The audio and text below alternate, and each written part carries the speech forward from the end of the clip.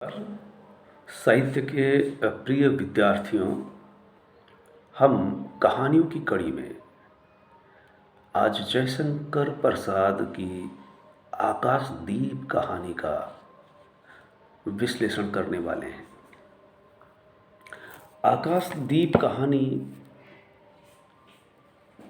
इतिहास से जुड़ी हुई है,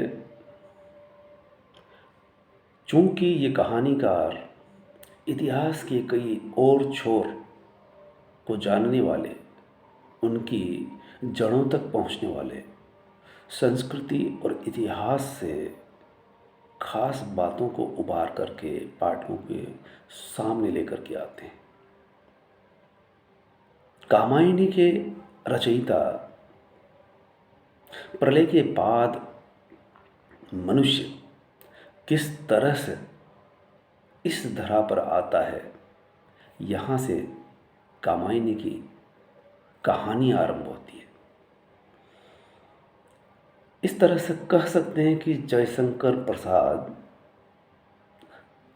हमारी अतीत में जड़ें कितनी गहरी थी, मनुष्य कब और कैसे पैदा हुआ, वहाँ से आरंभ करते हैं। मनुष्यता से ये सिखाते हैं कामायनी में कि जब प्रलय होती है तो उससे पूर्व देवताओं का यहाँ साम्राज्य था, और वो देवता क्यों करके यहाँ से खत्म हो जाते हैं, इस बात को पूंजीवाद भौतिकवाद जो आज चल रहा है उसको समझाने का प्रयास करते हैं। चलिए आते हैं, अब हम आकाशदीप कहानी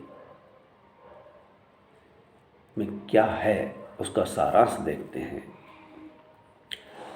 इसमें 3-4 पात्र मुख्य है: बुद्धगुप्त, चंपा, जया।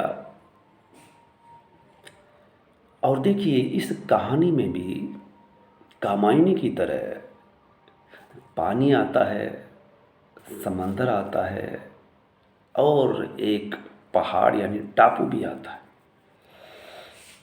तब हम ये समझ सकते हैं कि आकाशदीप का परिवेश कुछ कुछ कामायनी का एक छोटा रूप कह सकते हैं। बेशक ये बाद की कहानी है,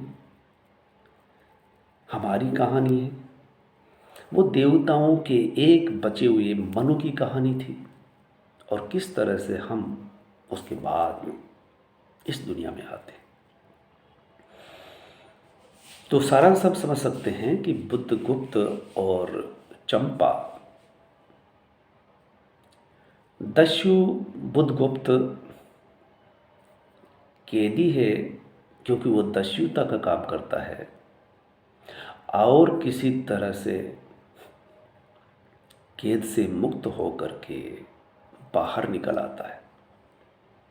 अंधेरा है, वो देखता है कि वो नहीं, उसके साथ एक और है, वो 2 है। लेकिन जब उसका भी वो जंजीरें तोड़ता है और गले लगाता है, तब पता चलता है कि वो महिला है, पुरुष नहीं। और दोनों नाव में सवार होकर के आगे बढ़ते हैं। एक टापू पर, एक द्वीप पर पहुंच करके वहाँ कोई 5 वर्ष तक रहते हैं। लेकिन वो एक दूसरे को पहचानने लगे हैं। लेकिन चंपा का एक उद्देश्य है कि जब उसकी माँ नहीं रह जाती, और एक दिन पिता की भी हत्या एक दस्यु के द्वारा होती है, कहानी से पता चलता है कि बुद्धगुप्त भी दस्यु है। वो बेहद चाहता है चंपा को उस द्वीप पर और द्वीप से वो अपना व्यापार चलाने लगता है जावा, सुमात्रा आदि में। और एक दिन कहता है कि हम शादी कर लें और हमें भारत वापस लौटना चाहिए। चंपा मना करती है दो चीज़ों से। एक तो उससे जुड़ कर के रहने से, शादी करने से,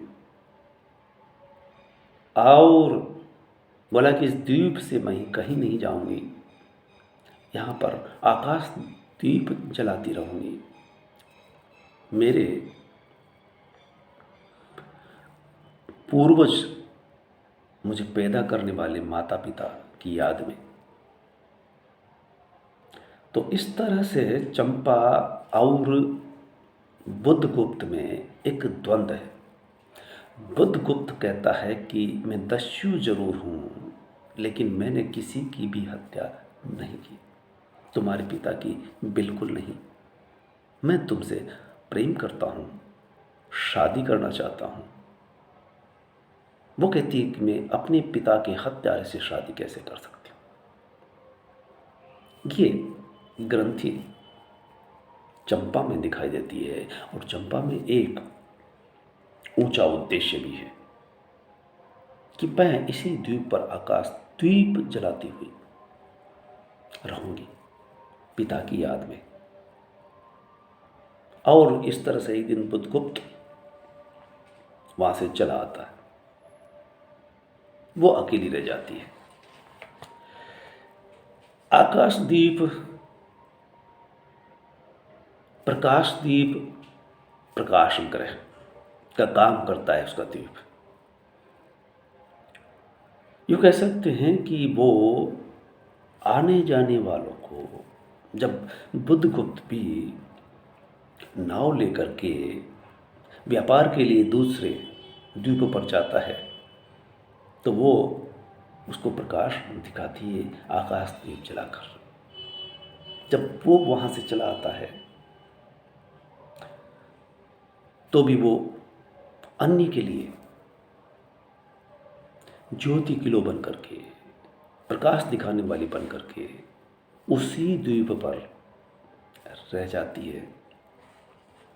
ये कह सकते हैं कि इस तरह से इस कहानी में एक गहरी प्रतीक कथा है। मुक्ति के लिए संघर्ष करती स्त्री। जयशंकर प्रसाद न केवल ऐतिहासिक विषयों को कहानी बनाते हैं, कथ्य बनाते हैं, कथानक उठाते हैं, और उनके पात्रों में ऐतिहासिकता झलकती है। समुद्रगुप्त, चंद्रगुप्त, अशोक, यहाँ तक कि देवताओं की कहानी कामायनी में मनु तक जाती है। एक ऐसी महिला, ऐसी युवती, ऐसा युवक जो विपरीत ध्रुवों की ओर आकर्षित होते हैं। जीवन का द्वंद्व देखिए कि जीवन इतना सहज और सरल नहीं होता। हम जिससे प्रेम करते हैं वो प्रेम अंत तक निभाना कितना मुश्किल होता है। ठीक यही बात बुद्धगुप्त जब कैद में होता है, कैद से निकल करके किसी तरह से जंजीरों को काट करके खुद की और दूसरे की भी, यानी चंपा के साथ एक और है उसकी सहेली जया। इस तरह से तीसरा पात्र भी है जिसे वो अपनी बातें शेयर करती है और बुद्धगुप्त के बारे में कुछ बताती है। बुद्धगुप्त और चंपा दोनों में बहस होती है। बुद्धगुप्त अपनी चाहत बताता है कि मैं प्रेम करके शादी करूंगा तो तुमसे ही, तुम्हारे चाहने पर। अन्यथा, जिसे हम त्याग कहते हैं, स्त्री के प्रति पुरुष का एक आकर्षण,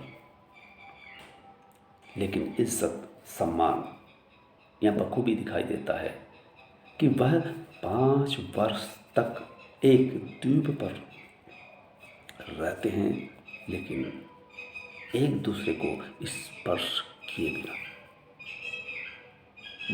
बिना उसके स्वीकार किए चंपा के वो आगे नहीं बढ़ता। इस कदर युवक और युवती इस कहानी से प्रेरणा ले सकते हैं कि जिसे हम कथित प्रेम कहते हैं, उस प्रेम का मकसद सिर्फ स्त्री के प्रति या स्त्री का पुरुष के प्रति जो आकर्षण है, उससे बंद करके हम सिर्फ प्रेम को सेक्स से जोड़ देते हैं। ये हमारी भूल है। प्रेम एक गहरी चीज़ है। प्रेम के लिए, दूसरे पात्र के लिए वो बलिदान हो जाता है। और यहाँ बुद्धगुप्त चंपा की अस्मिता की इज्जत करता है, बनाए रखता है, उसके न चाहते हुए। जब तक उनकी मन की ग्रंथि है कि मैं यानी बुद्धगुप्त चंपा के पिता का हत्यारा हूँ, ये जब तक वो सोच रही है, उसके मन में ये बात बैठी हुई है, जब तक वो नहीं कह देती कि मैं भी शादी करने के लिए तैयार हूँ, तब तक वह इंतजार करता है। 5 वर्ष तक रहता है। लेकिन जब चंपा भी ये कह देती कि नहीं, एक पिता के हत्यारे से मैं शादी कैसे कर सकती हूँ, उसे लगता है कि दस्यु कहीं कहीं ये वही है जिसने मेरे पिता की हत्या की, जाने अनजाने जो भी है। मनुष्य की नियति है। बुद्ध बहुत पहले कह चुके थे, संयोग से नाम भी देखिए बुद्धगुप्त। अब बुद्ध से जोड़ करके देखिए, बुद्ध ने कहा था कि जीवन दुख है, आप कुछ भी करेंगे, एक कदम भी उठाएंगे, आप कोई भी मिशन रखेंगे, अंततः परिणति में दुख, चूंकि जीवन का अभिन्न अंग है, दुख से आप बच नहीं सकते। दुख और सुख का चोली दामन का साथ है, ये जीवन ही दुख है। ये दर्शन बुद्ध का रहा। और यहां पर भी बुद्ध और चंपा के बीच में बुद्धगुप्त, दोनों के बीच में एक जीवनगत द्वंद्व है। वो जिसे चाहता है उसमें सारे गुण है, वह साहसी है। साहसी होने का प्रमाण इस बात का है कि वो कैद में रहते हुए मुक्ति की तमन्ना रखती है, कामना रखती है और बाहर आना चाहती है। और दोनों संघर्ष करते हुए बाहर आ जाते हैं। दोनों की चाहत, जब वो कैद में दोनों होते हैं, वो दस्यु के कारण और वो राजनीतिक षड्यंत्र के कारण कैद कर ली जाती है। दोनों कैदी हो जाते हैं, दोनों मुक्ति चाहते हैं। तो मुक्ति बिना संघर्ष के, बिना साहस के कदापि नहीं हो सकती। बुद्धगुप्त दस्यु साहस का प्रतीक है, तभी वो एक द्वीप से दूसरे द्वीप पर वाणिज्यिक व्यापार करता है और एक दस्यु का रूप और दस्यु के रूप में उसे कैद कर लिया जाता है। लेकिन इस पात्र में, नायक में एक इंसानियत है, एक उद्देश्य है। आवारागर्दी थी, जीवन जीने की एक तमन्ना थी, एक काम था, वो करता था। लेकिन जब किसी भी युवा को दिशा नहीं मिलती, तब वो भटक जाता है वो भटक करके कहाँ पहुँचता है कि दस्यु बन जाता है। लेकिन दस्यु में भी एक जिजीविषा, जीने की इच्छा और प्रेम करने की मानवीय इच्छा उसमें निहित होती है। लेकिन स्त्री की इज्जत करने की तमन्ना उसके अंदर है। हम यूँ कह सकते हैं कि पाठक जब इस कहानी को पढ़ता है तो पढ़ करके ये सहज अंदाजा लगा सकता है कि वो एक द्वीप पर रहते हुए एक स्त्री और पुरुष दो पोलों में जो आकर्षण होता है उत्तरी और दक्षिणी ध्रुव का, उस तरह से स्त्री का पुरुष के प्रति, पुरुष का स्त्री के प्रति, दो स्त्री पुरुष अगर द्वीप पर रह रहे हैं तो कैसे बच सकते हैं। लेकिन यहाँ ऐसा इस रूप में कि मनुष्य क्यों जीता है, ये एक दर्शन जयशंकर प्रसाद में जिस अर्थ में वो कामायनी की रचना करते हैं, ठीक उसी तरह से यहाँ भी इस कहानी में इन पात्रों के माध्यम से दिखाया गया है। चंपा प्रति उत्पन्नमति की धनी है, ईमानदार है, साहसी है, तबीब है और एक उद्देश्य को लेकर के जीना चाहती है, मुक्ति की कामना रखती है। भारतीय वेद उपनिषद वेदांत में अंततः लिखा गया है कि आदमी अंततः मुक्ति चाहता है। मुक्ति का मतलब ये नहीं आवागमन से मुक्ति, मुक्ति का मतलब जिस तरह से पशु जीते हैं, जिस तरह से पशु सुबह से शाम तक चारा चरते हैं, पेट भरते हैं, पानी पीते हैं और सो जाते हैं, पोटा करते हैं, दूध देते हैं, इसके अलावा उनका और कोई उद्देश्य नहीं होता। मनुष्य अगर यही सब करता है तब वह पशुवत है, यानी उसका उद्देश्य ऊंचा होता है। दूसरे के प्रति त्याग, बलिदान की इच्छा, मुक्ति की कामना, आत्मा जिसे कहते हैं, संयम, संतोष और किसी ऊंचे उद्देश्य को लेकर के अपने निहित स्वार्थ से ऊपर उठ करके आदमी जीवन जीता है, यानी खुद के स्वार्थ, लालच आदि का त्याग करके वह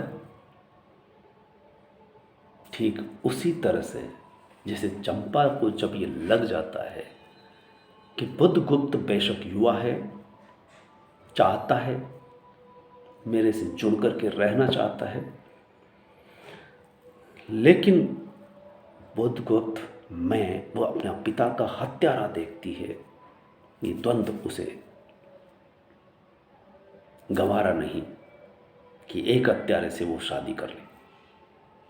और इस तरह से हम यहाँ पर इस कहानी में इन दो पात्रों को इस रूप में देखते हैं। आपको पता होगा, हमने पिछली कहानी ठीक इसी तरह से पाजेब देखी थी। पाजेब कहानी की पहली पंक्ति मैं पढ़ कर के सुनाता हूँ कि किस तरह से पाजेब जैनेन्द्र की कहानी है, लेकिन इसमें प्रतीक देखिए कि बड़े कहानीकार हैं, रचनाकार हैं। पहली कहानी की 2-3 लाइनें सुन लीजिए। बाजार में जब नई तरह की पाजेब चली है, पैरों में पड़कर वे बड़ी अच्छी मालूम होती है।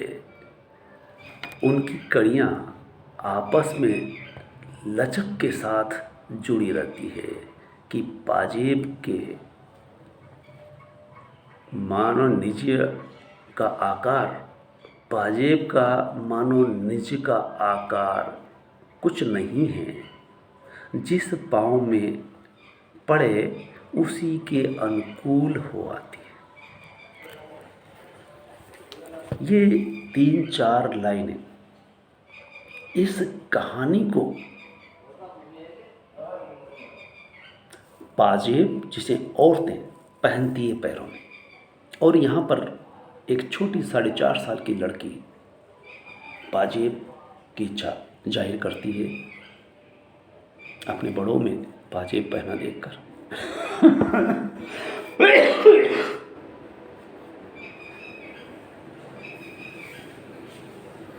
सॉरी।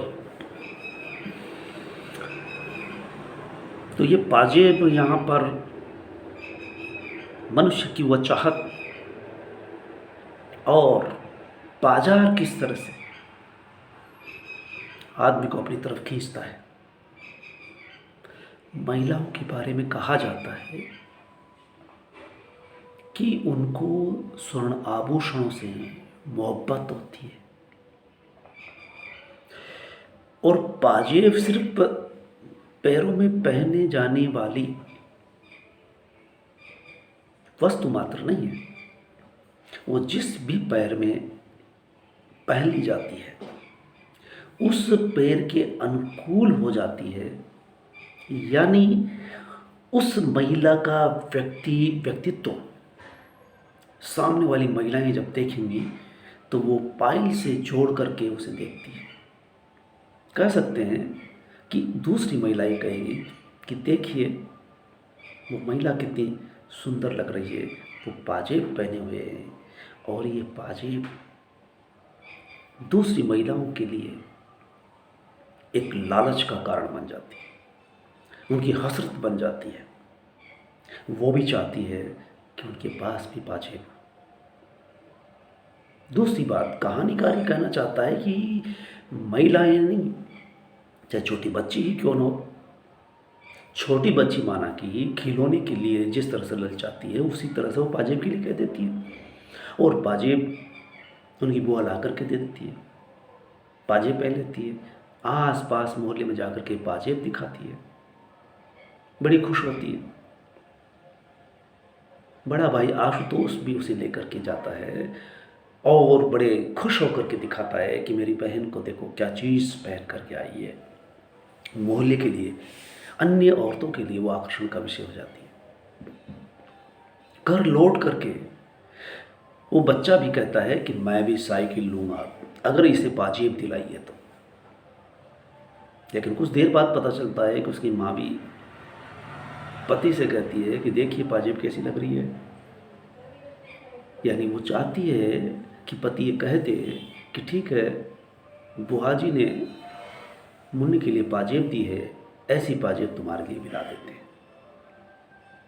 एक बच्चा रूठ सकता है खिलौने के लिए, बच्चा रूठने में चंदा की मांग कर सकता है, और माँ उसे बहलाने के लिए परात में पानी भर करके चंदा को दिखा देती है, और बच्चा खुश हो जाता है कि चंदा जिसे वो मांग रहा था माँ ने दिला दिया।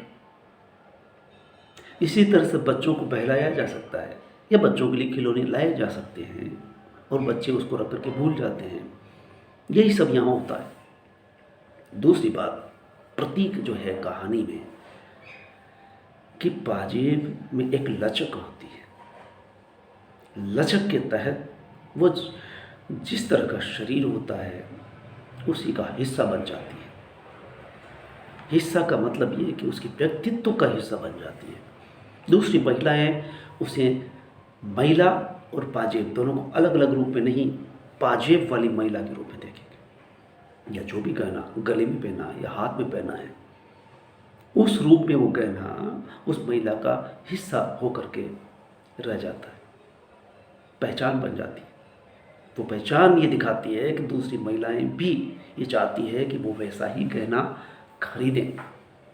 इस तरह से पाजेब में एक लचक होती है। दूसरी बात, कड़ियाँ जुड़ती है, कई कड़ियाँ होती हैं पाजेब में, और इससे ये कहना चाहते हैं कहानीकार कि जिस तरह से एक महिला अगर लाई है तो उस महिला को जितनी भी महिलाएं देखेंगी वो एक तरह से पाजेब की कड़ियों की तरह है।